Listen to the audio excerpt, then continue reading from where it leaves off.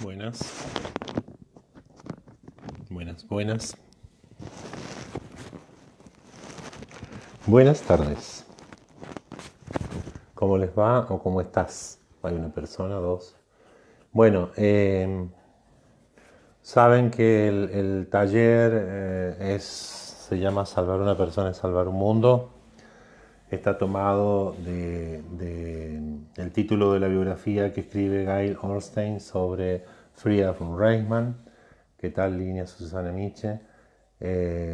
Y Frida von Reichmann es una psiquiatra, médica, psiquiatra alemana, que nació en Alemania y luego migró a Estados Unidos, producto de la asunción del nazismo en Alemania. Ella era judía ortodoxa y durante su práctica como médica intenta articular los principios del judaísmo ortodoxo, llevarlos a la práctica de la psiquiatría. Bien, eso es el eje del título. Y por otro lado, tenemos dos autoras más. Una es Simone de Beauvoir, una filósofa francesa que escribió novela, hizo escrito de filosofía. Hay algunos textos de ella que son emblemáticos. Uno de ellos es La mujer rota, que es el texto que estamos leyendo. De ese libro hemos leído el primer texto, que es La edad de la discreción, y el segundo, que es ¿Qué tal, Beatriz? El segundo texto, ¿Qué tal, China? El segundo texto, que es el monólogo, y ahora vamos a comenzar no hoy día, sino la semana que viene, a trabajar sobre algunas cosas de La mujer rota. También, para información de ustedes, el taller tiene una presentación por Facebook ahora, que dura más o menos unos 40-45 minutos. Y luego, ¿qué tal, Norma, Lidia? Y luego hay un grupo de personas que está siguiéndolo por Zoom, que se han inscrito previamente en el taller. Eso para que usted entienda, porque a veces hablamos, a lo mejor alguien pregunta algo que está referido a la temática del Zoom. Vale. Aclarado esto, eh, entonces tenemos Frida von Reichmann de un lado, tenemos Simone de Beauvoir por otro de los libros emblemáticos de Simone de Beauvoir, El segundo sexo. En realidad Simone estuvo vinculada, o se la vincula hoy al feminismo de los años 60, fines de los 50, etc., años 60-70. Una mujer controversial por sus propuestas teóricas y por las decisiones vitales que tomó. Y la tercera autora con la cual estamos haciendo este naipe de proposiciones es Clarice Lispector, una mujer nacida en Hungría, migrando muy pequeña. Ella tiene un año y algo, un año y 6 meses probablemente, cuando llega a Brasil con sus padres. Una infancia muy dura, porque le tocó migrar en la época post Primera Guerra, donde también había pogrom en Rusia y los judíos eran perseguidos, asesinados, etc. Eh, y mucha pobreza en estos lugares donde ella vivió y en los cuales estuvo de tránsito, porque bueno, para salir de Hungría, de uno de los pueblos, tuvo que ir hasta Szechelnik, donde ella finalmente nace. De ahí su familia hace un recorrido para llegar finalmente a Brasil. Y ahí lo que vamos a ver hoy día es por lo menos ese tránsito desde Szechelnik a Brasil. ¿Y por qué Brasil? Pues en principio mucha población judía o mucha población europea estaba migrando a Estados Unidos allá por el 20 y del siglo pasado. Bueno, no sería el 20 de este siglo, pero estaríamos hablando de este año. Pero Estados Unidos había sacado allí una reglamentación que limitaba la cantidad de ingresos a a Estados Unidos de parte de migrantes que venían de Europa del Este y de Europa en general. Por lo cual los padres de Clarice van a migrar a Estados Unidos, perdón, a Brasil, porque tenían tanto familia en Estados Unidos como familia en Brasil. Y en Brasil estaba la hermana de la madre de Clarice, que se había venido hacia Brasil hacia ya 10 años y tenía una situación económica holgada, tenían un negocio, ya vivían ellos bastante tranquilos y tenían 2 hijos. Bien, entonces vamos a ver ese proceso por el cual ellos migran desde Hungría hacia Brasil. ¿Mm? Y cómo es que llegan allí, a dónde llegan y quién los espera. Usted dice, ¿por qué es bueno saber esas cosas? Porque, sobre todo en personajes como Clarice Lispector, conocer algo de su historia y del tránsito que hay allí nos permite conocer o comprender un poco más su escritura, lo que ella escribe, porque si usted toma un texto de Lispector y lo va a leer así de una, probablemente se le pueda hacer un poco pesado. Es una mujer un poco enigmática al escribir, no sé si un poco enigmática, es media críptica. Hay algo ahí también que está, que algunos han interpretado como un misticismo laico. De hecho, ella proviene de una zona de Hungría en donde los místicos, el misticismo estuvo enraizado y fue muy popular, tanto cristiano como ortodoxo, como otros misticismos, porque el misticismo no es una prerrogativa del mundo cristiano. Entonces, proviene de un lugar donde están entrecruzadas estas líneas de la mística, de las místicas laicas, judía, cristiana, ortodoxa, y ella de alguna manera se va a ir compenetrando de eso y escribe desde esas corrientes que de alguna manera la sostienen en el tiempo. ¿Vale? Habíamos anticipado que ya sale de un pueblo, sus padres viven en un pueblo, sale de allí. Estos pródromos probablemente, con cierto nivel de certeza, la madre de Clarice es violada por una horda de gente que nunca falta en estas épocas, o en esas épocas, o en épocas de convulsiones sociales, y contrae sífilis. Entonces la madre de Clarice va a padecer de sífilis, lo que genera una serie de dificultades para ella, no solo a nivel de su vida familiar, y participa de alguna manera de una creencia popular en ese momento, que era que el embarazo, el nacimiento de un bebé, producía o sanaba de la sífilis.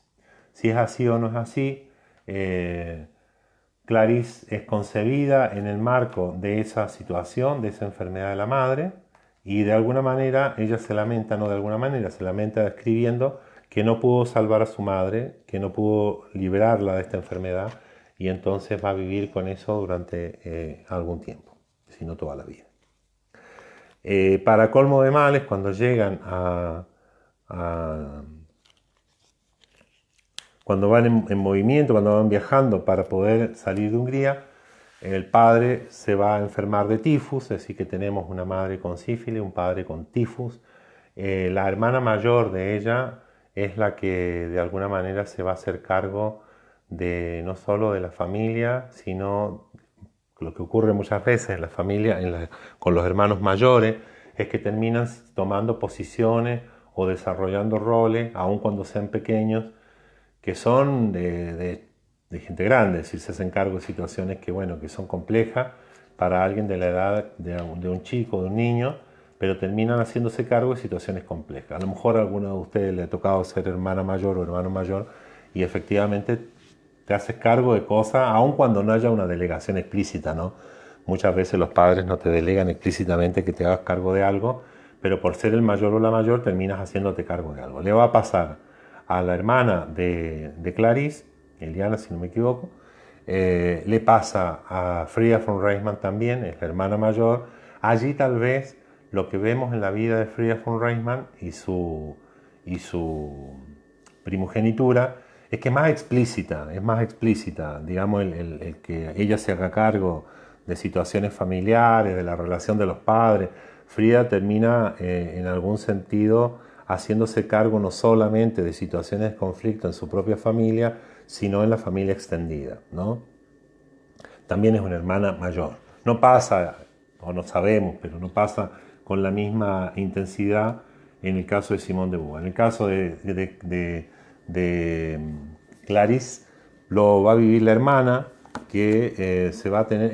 La hermana escribe una novela, de hecho, el autor de la biografía de Clarice, que es Benjamin Moser, dice que gran parte de lo que pasa en la infancia de Clarice lo podemos saber a través del libro o la novela biográfica o histórica, ¿qué tal Elsa?, que escribió la hermana de Clarice, Elisa. ¿Está bien? Entonces, ¿cómo es ese transporte? Sabemos también que cuando Clarice nace en el 20 y cuando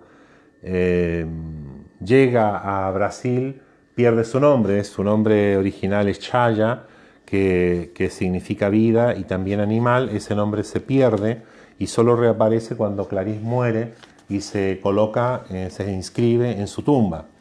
Y entonces la historia el paso desde Szechelnik, desde Hungría a Brasil, va a significar para Clarice, que es recién nacida, una serie de pérdidas, ¿está bien? No solo su nombre. En Szechelnik entonces, Mania sigue enferma de sífilis, obvio, porque no existe todavía cura, que es la penicilina. Y entonces las tareas de la casa, como ya dijimos, van recayendo en la hermana mayor, en Elisa. ¿Bien? El padre de Clarice se llama Pincas y es allí que contrae entonces tifus, la fiebre tifoidea, que está transmitida por los piojos, las ratas, es decir, que es una enfermedad que se contrae cuando hay un empobrecimiento muy grande y las condiciones de higiene son lamentables. Entonces, en ese contexto, el padre se enferma de tifus. También hay que recordar por allí que, bueno, en esa época, allí entre 1918 y 1922, mueren alrededor de entre 20 y 30 millones de personas infectadas por tifus. Es decir, que la epidemia fue grosa, fue brutal, y en condiciones de empobrecimiento de Hungría, esto evidentemente significaba todavía mucho más probabilidades de contagio y de muerte. ¿Está bien?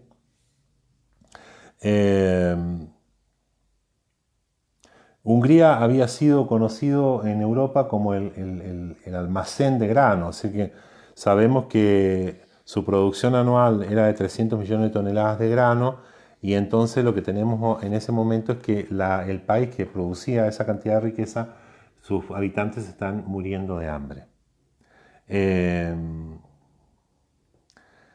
Clarice Lispector no vuelve nunca más a Hungría ni a Rusia, ¿no? De hecho, el lugar donde estuvo más cerca fue Varsovia, en los años 60 del siglo XX, cuando su marido era embajador de Brasil en Polonia. ¿Está bien? Pero ella no vuelve a Hungría. Dice en un momento así: el gobierno soviético quería llevarla a Brasil, a Hungría, porque ya ella era una escritora famosa. Dice entonces: prácticamente nunca puse un pie allí. Fui llevada, pero recuerdo que una noche en Polonia, en la casa de uno de los secretarios de la embajada, salí sola a la terraza. Un gran bosque negro en movimiento me señalaba de manera emotiva el camino que llevaba a Ucrania. Perdón, Ucrania, no es Hungría, Ucrania. Sí, es Ucrania. ¿Por qué dije Hungría? Ucrania, perdón. Ella nace en Ucrania. Sentí la llamada. Rusia también me tenía, pero yo pertenezco a Brasil. ¿Bien? Entonces, ella va a transitar de Ucrania, va a hacer una primera ida a Rumania. En el invierno del 21 ella sale de Ucrania, para llegar, para empezar su exilio, su éxodo, su salida, su escapada, porque no es un exilio, es una escapada, está huyendo de la situación de Ucrania, en donde son perseguidos y han sido, su abuelo ha sido asesinado, ellos han visto el asesinato de su abuelo, la hermana mayor, Elisa, ha visto, ha presenciado la violación de la madre. Sobre esto Clarice no va a hablar. En realidad sabemos que también por su biógrafo Clarice Lispector, ella no menciona estas cosas de su infancia, pero están allí y las conocemos por la hermana.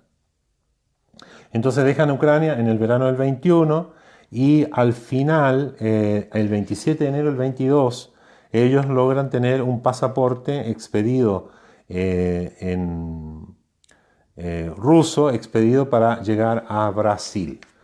Y allí vienen en un barco en tercera clase, en situación lamentable, porque probablemente muchos de los migrantes que llegaron a Sudamérica, tanto los que llegaron a Brasil como los que llegaron a Argentina, como los que llegaron a otros países latinoamericanos, tuvieron el mismo periplo, digamos. No todos los migrantes que llegaron, o muy pocos migrantes que llegaron, conocieron, a lo mejor venían con fortuna. La mayoría de los migrantes que llegaron venían escapando de situaciones o de persecución, o de pobreza, o de hambre, y llegaron a las costas, llegaron a los países de América Latina, a los cuales llegaron, en condiciones también de mucha necesidad y en barcos que no eran precisamente transatlánticos. Entonces, acá también hay una diferencia, ¿no? Digamos, respecto del inspector, pero ellos se embarcan en Budapest para llegar a Hamburgo, o sea, salen de Bucarest para llegar a Budapest y de ahí a Hamburgo, en donde toman un barco que llega a Brasil. Brasil en ese momento no tiene la historia de antisemitismo que había en Europa, principalmente porque era una colonia portuguesa en donde la Inquisición fue acogida y donde los judíos practicantes no se les permitía ingresar. Es decir, que uno podría decir, no tenían una tradición de antisemitismo como sí lo tenía Europa, porque los judíos eran pocos y empiezan a llegar entrado el siglo XX.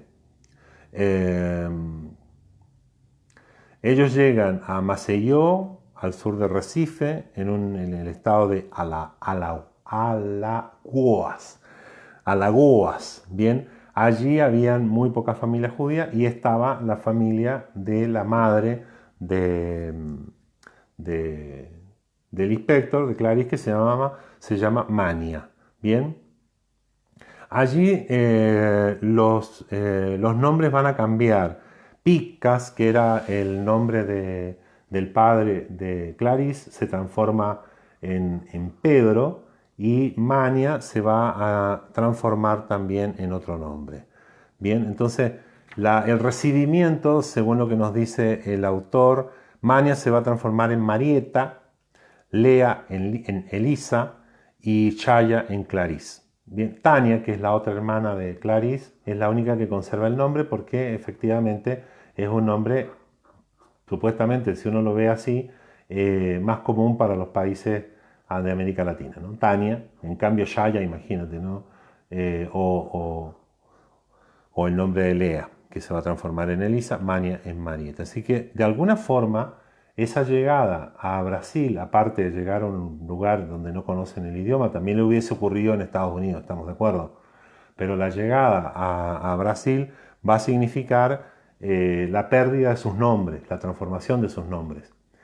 Allí tal vez sea bueno detenernos un segundo porque uno podría decir, bueno, los nombres, pero cuando uno apela a su nombre, cuando alguien cita su nombre, lo que dice es que tiene una historia vinculada a ese nombre, ¿no? Cualquiera de nosotros, si uno dice, bueno, Silvia Ana, ¿por qué te llamas Silvia Ana? A lo mejor Silvia diría, no estoy seguro, diría no, porque mi abuela materna se llamaba Silvia, mi bisabuela paterna Ana, qué sé yo. De alguna manera los nombres nos vinculan a la familia que hemos tenido o que ha habido antes que nosotros llegáramos o que está presente al momento de nuestro nacimiento. Los nombres nos dan identidad social, familiar, nos anclan a una historia, nos anclan a los lugares de nacimiento, nos anclan a muchas cosas, digamos, ¿no? No tenemos cualquier nombre, creo. En general los nombres tienen una potencia en cada uno de nosotros que nos remiten a historias. Se cuentan historias acerca de nuestro nombre, está bien, usted puede decir, mi nombre no remite a alguien de mi familia, pero tiene algunas consonancias, tiene sonoridades, ¿no? Mi mamá me decía tal, mi mamá me decía Ale, Alejito, qué sé yo, me decían un montón de cosas, la verdad. Pero los nombres tienen una sonoridad dentro de ese compos que es la familia, y dentro no solo del compos me refiero al padre y la madre, sino a la familia extendida, la familia histórica, la familia que usted tuvo de toda la vida. Usted puede llevar el nombre a lo mejor de un tatarabuelo que nunca conoció ni en foto, pero entonces le cuentan historias acerca de ese nombre y usted de alguna manera asimila esa historia que está vinculada a ese nombre, del cual usted a lo mejor no conoció al individuo que lo llevaba. Bien, entonces la pérdida de los nombres en este tránsito desde Ucrania a Brasil va a significar una pérdida importante. Por otro lado, el nombre en las familias judías tiene una connotación distinta, y ese dato tal vez haya que tenerlo cuando nosotros leamos textos del inspector y nos anclemos en los nombres, porque los nombres van a tener en el inspector un juego, un papel importante. Bien, no es antojadizo que Clarice se llame Clarice en un Brasil donde pierde su nombre y solo lo recupera al momento de morirse, o ni siquiera al momento de morirse. Cuando es enterrada en un cementerio judío se va a escribir su nombre. Y de hecho mucha gente no sabía eso, no sabía que ella se llamaba Chaya, el inspector. ¿Bien? Y tampoco que el inspector fuese un apellido judío, es decir, ella jugó bastante con ese anonimato, con muy pocas referencias a su judaísmo. Olga Marzoni, la enfermedad de la madre, también, sí, claro, la marca, porque imagínate, ella va a ser concebida con la idea de sanar a su madre, ¿no? No es cualquier cosa lo que está en juego allí, y evidentemente la madre no se sana por eso, porque la sífilis no se sana por el nacimiento de un hijo. Entonces hay un montón de cosas que están ligadas a esa situación.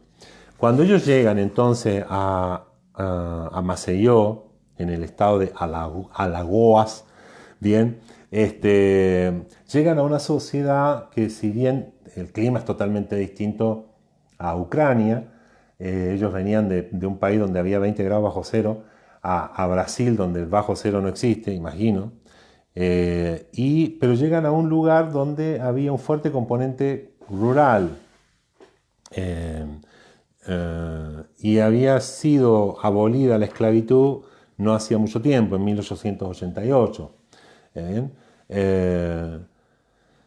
La familia a la que llegan, la verdad que no los acoge muy bien, son bastante desalmados con ellos, y el padre de Clarice empieza a hacer una serie de intentos de negocio, va a ser un vendedor ambulante, que de alguna manera va a intentar hacer fortuna. Va a ser vendedor ambulante, va a vender ropa, va a hacer jabón. Parece que ninguna de esas iniciativas en comienzo le da suficiente dinero, la plata llega escasamente, con dificultad puede mantener a su mujer enferma y a sus 3 hijas. La mujer va a tener permanentemente entradas a un hospital de la caridad por la enfermedad que trajo y que tiene. Y bueno, es un poco desastroso el panorama que se presenta en Brasil a la llegada de la familia. No por Brasil, llega porque obviamente vienen empobrecidos. Aún así, aún en ese contexto de empobrecimiento, de dificultad de la vida, de poder sostener una familia con mucha dificultad, ahora Pedro, antes Pincas, lo que hace es pagarle a una de sus hijas clases de piano, ¿está bien? Sabemos también que el padre de Clarice, desde muy joven, quería ser un estudioso del Talmud, de las escrituras sagradas judías. Quería ser un estudioso de eso, pero bueno, no lo pudo hacer porque tuvo que trabajar, mantener, empezar, pero él tenía un afán por el estudio. No era un sujeto que tenía habilidad para los negocios y el comercio. Y efectivamente él hace todo lo posible porque sus hijas sí, porque las hijas sí puedan, sí tengan esa oportunidad, sí concreten la probabilidad de tener acceso al estudio, a la cultura y a lo que viene dado por eso. Cultura lo estoy usando acá en el sentido más formal del término. ¿Bien? y entonces le va a pagar piano a una de sus hijas. Sabemos que las tres tenían, las dos, que la menor era la Tania, era la más habilidosa en la música. También eso se da en la familia de Frida von Reichmann, ¿no? Sabemos que una de las hermanas tenía mucho más talento musical que la misma Frida von Reichmann y que la otra hermana. Entonces, digamos, si ustedes ven, hay algunas similitudes entre ambas. De Simone no sabemos si tocaba algún instrumento, pero ciertamente era una mujer muy inteligente y algunos luego que logra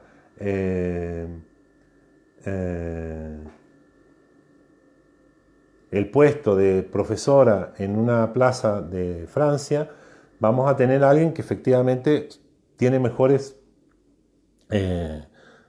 cualidades incluso para escribir que el mismo Jean-Paul Sartre, que fue su pareja durante bastante tiempo. Y entonces tenemos algunos puntos de contacto entre Clarisse y Frida, tenemos una salida muy dolorosa desde Ucrania para Clarisse, que llega a Brasil, a una familia que no la coge totalmente bien, aun cuando eran familiares de ella. Pero bueno, qué sé yo, viste lo que pasa en la familia. Generalmente uno espera que si está en una situación de desmedro, la familia te acoja. A veces la familia no juega los mejores papeles en estas situaciones. ¿Por qué es importante esa salida? Porque de alguna manera va a marcar lo que después Clarisse se empeña en sostener a lo largo de su vida, que ella es brasilera, no es ucraniana, no vuelve a Ucrania. De hecho, parece ser que en algún momento hubo un intento de colocar una estatua de ella en Ucrania, en el pueblo donde ella había nacido, en Shechelnik, y la conocían menos en Shechelnik que en Brasil, donde adquiere renombre muy luego, mucho después, ¿no? Me parece a mí que es interesante tener esos datos para poder ir pensando desde dónde surgen algunas habilidades, algunas formas que nos permiten resolver situaciones, ¿no?, de la mejor forma, pero viniendo de estos orígenes que en el caso de Clarisse son realmente crudos, realmente crueles, ¿no? La madre en un momento que están en Rumania, así como estaba con sífilis, casi moribunda, vende los zapatos para poder darle de comer a las hijas, ¿no? Y envuelve los pies en telas, en trapos, en arpilleras. Entonces hay una serie de eventos que, si bien no lo va a registrar Clarisse, porque es muy pequeña, lo registra la hermana, es decir, que de todas maneras esto va a llegar a oídos de ella. Y la madre conserva unas joyas, que es lo que permite que ellos puedan hacer todo este viaje hacia Brasil, salvándose muchas veces de engaños, porque bueno, nos falta el sujeto poco las palabras que suelen salir para nombrar a alguien que hace mérito o que hace riqueza a partir de la miseria de otro, de la pobreza de otro, son bastante groseras y todos las conocemos. Bien, entonces tenemos ya a Clarisse en Brasil cuando tiene 1 año y meses, y se va a quedar acá hasta la fecha de su muerte. Va a convertirse en una de las escritoras más importantes del habla portuguesa y de América Latina, aun cuando desconocemos mucho de su obra y no es una escritora a la cual uno pueda entrar fácilmente. Tal vez por eso también nos cuesta. Hay muchas cosas que rondan la filosofía en sus textos, hay otras que rondan la poesía. Tiene un tipo de novela corta que la podría acercar, dicen sus biógrafos, a una Virginia Woolf, qué sé yo. Entonces hay muchos puntos de encuentro para poder pensar dos cosas. Primero, que en los contextos de mayor adversidad algo ocurre que permite que personas que han pasado situaciones muy complejas puedan sobrellevarlas de maneras absolutamente novedosas y extraordinarias. Y es importante no perder de vista eso, porque también es bueno ir identificando cuáles son esas situaciones que permiten a esas personas despegar, salir, producir algo que uno diría no estaba contemplado en ese ethos inicial de origen, ¿no? ¿Qué hace que alguien que surge, que pasa por estas situaciones, pueda deslumbrar de alguna manera o ir contra la lógica, digamos, de esa situación? Ocurre en Clarice, ocurre con Frida von Reichmann y creo que también ocurre con Simone de Beauvoir en un contexto distinto. Todos los contextos son distintos, ¿no? Son diferentes. Pero también es cierto que esos contextos tienen adversidades dobles. Económicas por un lado, de género por otra, porque son tres mujeres. Frida von Reichmann tuvo muchas veces que bajar el perfil de su contribución a la psiquiatría y a la psicología y al psicoanálisis, particularmente para que la dejen ingresar a la sociedad psicoanalítica. Es decir que lejos era mucho más preparada psiquiátricamente y neurológicamente y psicoanalíticamente que Erich Fromm, que fue su pareja, su marido por un tiempo, y ella tuvo que de alguna manera ocultarse ante, qué sé yo, socialmente, no podía aparecer con toda la experiencia que tenía, porque si no, no era admitida en los círculos profesionales, ¿entiendes? Esa temática que está allí del ocultamiento, de alguna manera, también Lispector lo hace, ¿no? Lispector va a de alguna manera ocultar, no de alguna manera, va a ocultar sus inicios, sus orígenes judíos, de pobreza, de Ucrania, etc.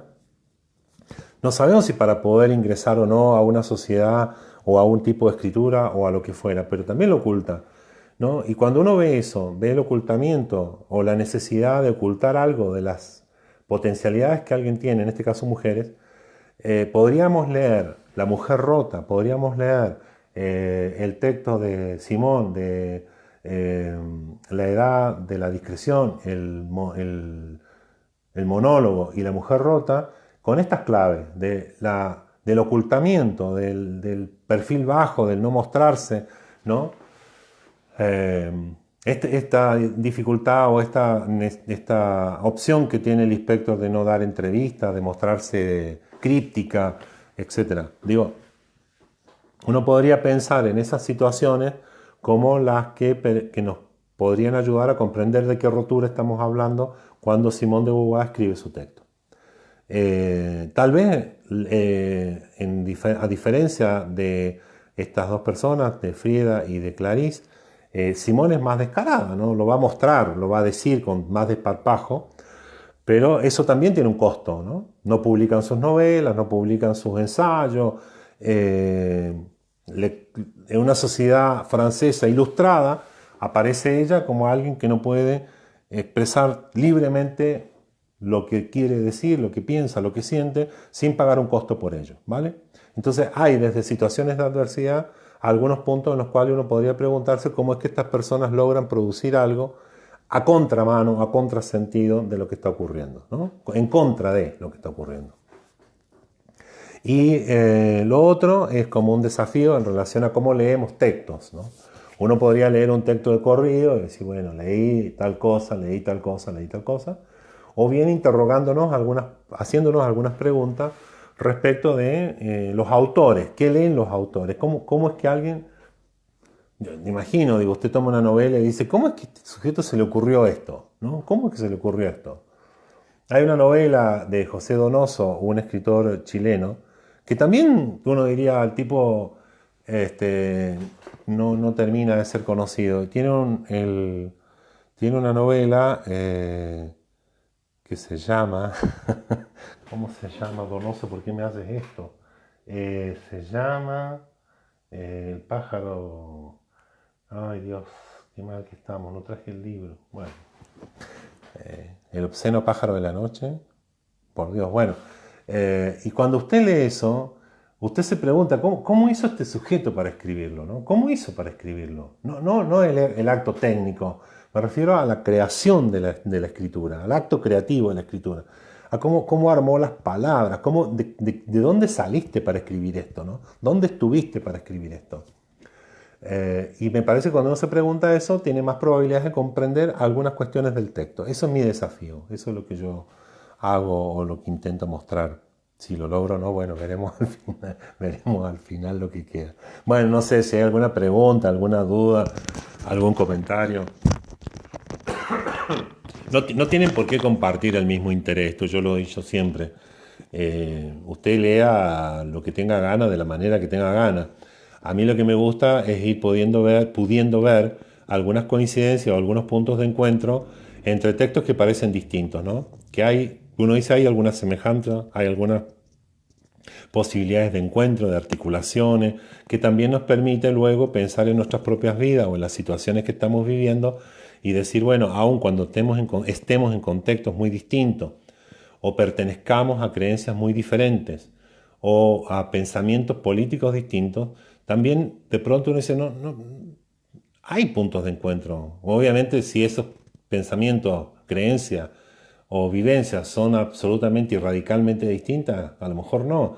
Pero a lo mejor el primer esfuerzo, antes de decir que somos radicalmente distintos, sea ver cuáles son las probabilidades de articulación, de encuentro, ¿no? Y a lo mejor nos encontramos con que no es tan distinto o no hay tanta diferencia. Bien, eh, agua viva es de un agua viva es de un pájaro. Yo te digo cómo se llama el libro. José Donoso, no es el obsceno pájaro de la noche, José Donoso, eh, el, el obsceno pájaro de la noche, así se llama. Bien. No, mira, estaba dudando de si se llamaba así. Si alguna vez encuentran ese libro, si alguna vez encuentran ese libro, El obsceno pájaro de la noche, eh, léalo. Es imperdible, es imperdible. A mí me llevó un tiempo leerlo y volver muchas veces a retomar pasajes del texto porque realmente es realmente increíble. Lo que Donoso hace en El obsceno pájaro de la noche es brillante, es realmente brillante, ¿no? Es brillante. Laura Susana, Eco, eso es brillante, no, es un libro crudo, es un libro tal vez por eso mismo, de una crudeza espantosa, pero es una joya, realmente. Yo cada vez que alguien me dice que puede leer, le digo El obsceno pájaro de la noche. Es brillante. El tipo se demoró 7 años en escribir ese libro. No tenía forma de encontrar el final. La narración que él hace es los momentos en los cuales se traba. Yo leí después un texto en el cual él explica algunas de esas cosas, pero el sufrimiento psíquico, cierre comillas, en el cual Donoso está para poder escribir ese libro, esa novela, es lo que uno dice. ¿Cómo alguien va a escribir un libro, una novela, un texto, que de alguna manera intenta reflejar una encrucijada humana sin estar en esa encrucijada, ¿no? Yo creo que no hay manera, qué sé yo, a lo mejor alguien dice lo contrario, pero el sufrimiento Donoso escribiendo esa novela está reflejado en el libro. Uno dice, qué hijo de su madre, ¿cómo escribió esto? Bueno, eso. Simón utiliza la lectura como medio de... Sí, claro que sí. Sí, claro, digamos, pero te das cuenta eh, que de nuevo lo hace desde una marginalidad, ¿no? Desde un margen, si se quiere, ¿no? Como para poder entrarle de alguna manera a un tema gordo, habría que entrar por una simulación, por un artificio, por un artefacto. En la idea de artefacto tal vez hay que pensar en aquellas cosas que escribía Nicanor Parra cuando hablaba del artefacto, ¿no? De los artilugios, de unos artefactos literarios, que permiten a veces mostrar de una manera algo que no es visible de manera tan directa, ¿no? Y que uno tampoco lo podría hacer tan visible. Por eso es interesante, a mi juicio, conocer algo de estas personas, porque nos están mostrando algo a lo mejor que nosotros, aún viéndolo descarnadamente, no nos entra, ¿no? Es como, tal vez la decisión de Donoso allí es mostrarnos descarnadamente algo, ¿no? Brutalmente. Y lo hace, ¿no? Y uno está viendo descarnada y brutalmente algo que no ocurre en el Lispector. El Lispector lo vela, es un velo tras otro velo, tras otro velo, tras otro velo. Y tal vez si uno llega a su biografía, allí empieza a entender algunas cosas de lo que está velando, ¿no? Que no necesariamente tiene que ver con ella, pero algo sí, ¿bien? Esa es una caja que quedó en Chile, que va a venir en algún momento. Cuando yo lo tenga, les prometo que si yo lo consigo, se los escaneo y se los doy, porque la verdad es una novela espeluznante. Yo creo que es de lo mejor que yo leí en muchos años. El desierto y su semilla, esa no la conozco. Si la tenés, vamos. Sí, es chileno, Donoso. Pero te aseguro que ocurre un poco como tal vez como uno podría pensar Lispector en Brasil, ¿no? No es un autor que se conozca mucho. En realidad, con todo lo bueno que pueda tener, eh, Neruda es casi una domesticación de la poesía, digamos, pero hay otros poetas que son mucho más interesantes o sí, más radicales en su expresión, como Donoso en la escritura, a lo mejor un Huidobro, un Pablo de Roca en la poesía, que están ocultos, ¿no? Que no muestran esto tan fácilmente que a lo mejor uno lee en Neruda, ¿no? Pero bueno, ahí es cuestión de gustos, me parece. En la pequeña biografía o reseña que enviaste se destaca, sí, exactamente, totalmente. Jorge Barombiza, ese sí, ahí creo que hay en Jorge Barombiza hay para escudriñar. Bien. Si está en Google y se puede leer, fantástico, hágalo porque es una maravilla. Bien, espero que usted se entusiasme por Lispector, por leer sobre ella, por encontrar algún texto que le guste, por hincarle el diente, por preguntarse qué es lo que está tratando de decir, por encontrarle la vuelta. Digo, es interesante. Los estados psicológicos que describe Lispector, incluso sin describir el estado psicológico, eso me parece interesante también. No es que describa al dedillo un estado psicológico, ella describe una situación, nos muestra una situación con una elegancia y una delicadeza sublime, y uno es capaz de entender o querer entender qué es lo que está ocurriendo allí, ¿no? Y eso me parece fantástico que ocurra y que nos pueda llegar a nosotros. Bueno, pero si hay alguna pregunta, si hay alguna duda, algún comentario, eh, la respondemos. Las sugerencias también creo que es interesante cuando uno dice algo y alguien dice, mire, Barón Visa, dice, ah, qué bueno, mira, Barón Visa, no lo tenía. No sé cómo es el otro que citaste. Jorge Barón, bien, perfecto. Barón Visa, ese es el mismo, claro, Jorge Barón Visa. Barón Visa, bueno, cuando usted hace eso, es fantástico porque entonces uno dice, yo no he leído de ese. De este sí. ¿Qué será? ¿Encontraré algo? Bien, entonces uno empieza como a activar algún conjunto de neuronas en relación a esas cosas, ¿no? Alguien te dice, sí, pero mira, leíste tal cosa de fulano, de mengana. Entonces también es interesante cómo nos vamos poblando de ideas, de comentarios, que a lo mejor hasta antes de iniciarlo no lo habíamos contemplado. O asociaciones. A mí me gusta mucho el grupo de WhatsApp de Salvar una Vida, porque por allí la, las alumnas, a mí no me gusta decir alumnas, pero bueno, las participantes empiezan a hacer asociaciones y uno dice, qué bárbaro, está lindo eso, porque no van muchas veces por la misma vía que uno va y no tienen que ir por la misma vía que uno va. Eso también está bueno. Por eso digo, no, yo no pretendo que usted acuerde con lo que yo estoy pensando o porque yo estoy leyendo estos tres textos. Pero es interesante ver cuando empiezan a hacer asociaciones o dicen cosas, y eso me parece mucho más potente que estar de acuerdo conmigo. Yo eso es casi un detalle. Buenísimo. Bueno, espero que tenga un lindo jueves. Hay algo de sol, creo. Yo no he salido afuera todavía, pero disfrútelo. Ojalá que pueda encontrarse entre sus libros algo que pueda leer y y que lo interrogue, que se permita ser interrogado por un texto, que se permita ser así como un poco, ¿qué está diciendo? Eso es lo que me gusta de un texto. Cuando uno dice, ¿cómo hizo esto? ¿Cómo logró escribir esto? ¿Qué estaba pensando? ¿Qué es esta imagen? ¿Cómo hago para entender algo de lo que dice? ¿No? Y a veces un texto requiere que uno vuelva a leer una y otra vez hasta que se acerca mínimamente a algo de lo que esa persona trató de mostrar. Y luego a lo mejor uno dice, yo me estoy yendo a un lado en donde ella o él no quisieron ir, ¿no? Simplemente a lo mejor el tipo escribió un texto y toda esta elaboración no tiene que ver ni cerca con lo que él estaba pensando. Pero está lindo, ¿no? Pensar así, o qué sé yo, a mí me gusta, espero que usted también o algo.